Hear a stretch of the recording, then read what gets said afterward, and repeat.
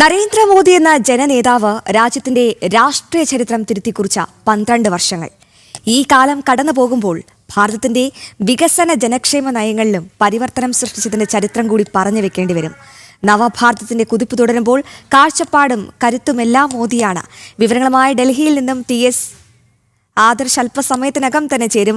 രാഖി, നമ്മൾ പറഞ്ഞതുപോലെ തന്നെ ഒരു വ്യാഴവട്ടക്കാലം ചരിത്രം കുറിച്ച, അതായത് ഭാരതത്തിന്റെ ചരിതമാണ് ഇവിടെ തിരുത്തി കുറിക്കപ്പെട്ടത് എന്നുള്ളതാണ് അല്ലേ അശ്വതി? 4399 ദിനങ്ങളിൽ പ്രധാനമന്ത്രി കസേരയിൽ നരേന്ദ്രമോദി ഇരിക്കുമ്പോൾ അത് വെറും ഒരു ഒരു വ്യാഴവട്ടത്തിന്റെ കഥയല്ല. ജനഹൃദയങ്ങൾ എങ്ങനെയാണ് അദ്ദേഹം കീഴടക്കിയത് എന്നുള്ളത്, അതായത് പ്രധാനമന്ത്രി തിരുത്തി കുറിച്ചത് ഒരു നവഭാരതത്തിന്റെ കഥയാണ്. അതെ, എനിക്ക് തോന്നുന്നു അദ്ദേഹം ഒരു പ്രധാനമന്ത്രി പദം അലങ്കരിക്കുന്നതിലുപരി എനിക്ക് തോന്നുന്നു അദ്ദേഹത്തിന്റെ ഏറ്റവും വലിയ വിജയം എന്താണെന്ന് അറിയാം. അദ്ദേഹം ഒരു സേവകനായാണ്, ജനങ്ങളുടെ സേവകനായി തന്നെയാണ് തുടരുന്നത്. എന്തായാലും ആദർശിനോട് തന്നെ ചോദിക്കാം. ആദർശ്, അങ്ങനെ 12 വർഷങ്ങൾ ഈ കാലം കടന്നു പോകുമ്പോൾ നരേന്ദ്രമോദി എന്ന നേതാവിനെ ജനങ്ങൾ ഹൃദയത്തിൽ ഏറ്റിക്കഴിഞ്ഞു.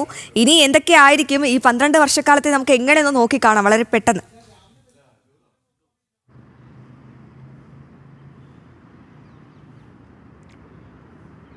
അശ്വതി, ഒരു വേഴവട്ടക്കാലം ഭാരതത്തെ പോലെ ഒരു ജനാധിപത്യ രാജ്യത്തെ നയിക്കുക, അവിടുത്തെ ജനങ്ങൾക്ക് വേണ്ടി, ജനങ്ങളുടെ ഉന്നമനത്തിന് വേണ്ടി, ജനങ്ങളുടെ പുരോഗതിക്ക് വേണ്ടി, രാഷ്ട്രത്തിന് വേണ്ടി ചിന്തിക്കുകയും പ്രവർത്തിക്കുകയും ചെയ്യുന്ന ഒരു പ്രധാനമന്ത്രി, അതാണ് നരേന്ദ്രമോദി.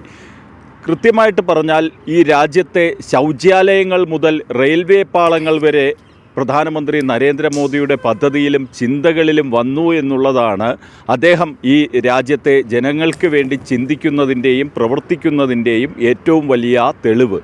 കാരണം നമുക്കറിയാം, ഈ രാജ്യത്ത് നരേന്ദ്രമോദി പ്രധാനമന്ത്രിയാകുന്നതിന് മുമ്പും മറ്റ് പ്രധാനമന്ത്രിമാർ ഉണ്ടായിരുന്നു. എന്നാൽ അവരുടെ ഭാഗത്തു നിന്ന് ഇത്തരത്തിൽ ജനങ്ങൾക്ക് വേണ്ടിയുള്ള ചിന്തകളോ ജനക്ഷേമ പദ്ധതികളോ രാജ്യത്തിന് വേണ്ടിയുള്ള വികസന പദ്ധതികളോ അടിസ്ഥാന സൗകര്യ വികസന പദ്ധതികളോ ഒന്നും തന്നെ ഉണ്ടായിട്ടില്ല എന്നതിൻ്റെ ഏറ്റവും വലിയ കാരണമെന്ന് പറയുന്നത് അവർ ഈ രാജ്യത്തെ സാധാരണക്കാരായ ജനങ്ങളെക്കുറിച്ച് ചിന്തിച്ചിട്ടില്ല എന്നത് തന്നെയാണ്. അതുകൊണ്ടാണ് പ്രധാനമന്ത്രി നരേന്ദ്രമോദിക്ക് ഈ രാജ്യത്തെ ശൗചാലയങ്ങൾ മുതൽ ചിന്തിക്കാൻ തുടങ്ങിയത്. കാരണം കൃത്യമായിട്ട് പറഞ്ഞാൽ എന്താണ് ഈ രാജ്യത്തെ അടിസ്ഥാന ജനവിഭാഗം അഭിമുഖീകരിക്കുന്ന ഏറ്റവും വലിയ പ്രശ്നം? ആ പ്രശ്നം മനസ്സിലാക്കിക്കൊണ്ട് തന്നെയാണ് പ്രധാനമന്ത്രി നരേന്ദ്രമോദി ശൗചാലയങ്ങൾ നിർമ്മിക്കേണ്ടതിൻ്റെ ആവശ്യകതയെക്കുറിച്ച് പറഞ്ഞത്. അതോടൊപ്പം തന്നെയാണ് ഈ രാജ്യം വികസനത്തിലേക്ക് കുതിക്കണമെങ്കിൽ അതിന് വേണ്ടത് അടിസ്ഥാന സൗകര്യ വികസനമാണ്. അത് റോഡ് വികസനമായാലും റെയിൽവേ വികസനമായാലും ഒക്കെ അതിനു വേണ്ടിയുള്ള നടപടികൾ അദ്ദേഹത്തിൻ്റെ നേതൃത്വത്തിലുള്ള മന്ത്രിസഭ സ്വീകരിക്കുകയും ചെയ്തത്.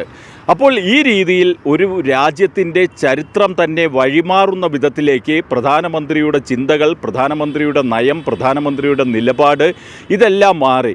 ഇനി അന്താരാഷ്ട്ര തലത്തിലേക്ക് എത്തുകയാണെങ്കിൽ ഭാരതീയ ജനതാ പാർട്ടി ഉയർത്തിക്കാട്ടുന്ന ഭീകരമുക്തമാകുന്ന രാഷ്ട്രവും ലോകവും. കാരണം ഭീകരതയെ തുടച്ചു നിൽക്കുക എന്ന് പറയുന്നത് BJPയുടെ നയമാണ്. അത് BJP സർക്കാരുകൾ കൃത്യമായിട്ട് ഇക്കാര്യത്തിലൊക്കെ നടപടി സ്വീകരിക്കുന്നതിന് വേണ്ടിയുള്ള എല്ലാ പരിശ്രമവും നടത്തിയിട്ടുമുണ്ട്.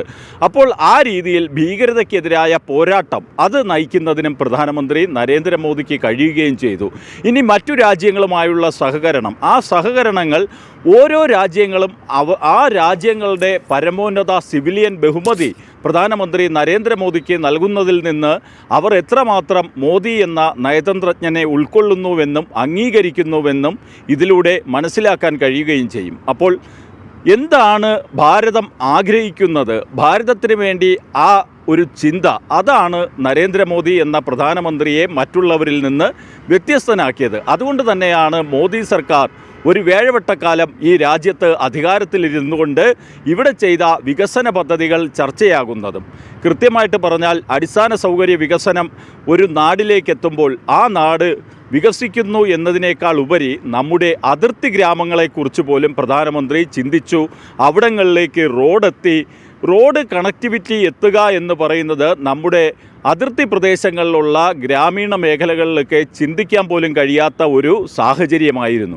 എന്നാൽ ഇന്ന് അതെല്ലാം തന്നെയാണ്. ജനഹൃദയങ്ങൾ കീഴടക്കി അശ്വമേധം തുടരുകയാണ്. നവഭാരതത്തിന്റെ നരേന്ദ്രനാണ് നരേന്ദ്രമോദി എന്ന് തന്നെ പറയേണ്ടി വരും. നമുക്ക് അദ്ദേഹത്തെ പറ്റി പറഞ്ഞാൽ ഇപ്പോഴൊന്നും തീരില്ല.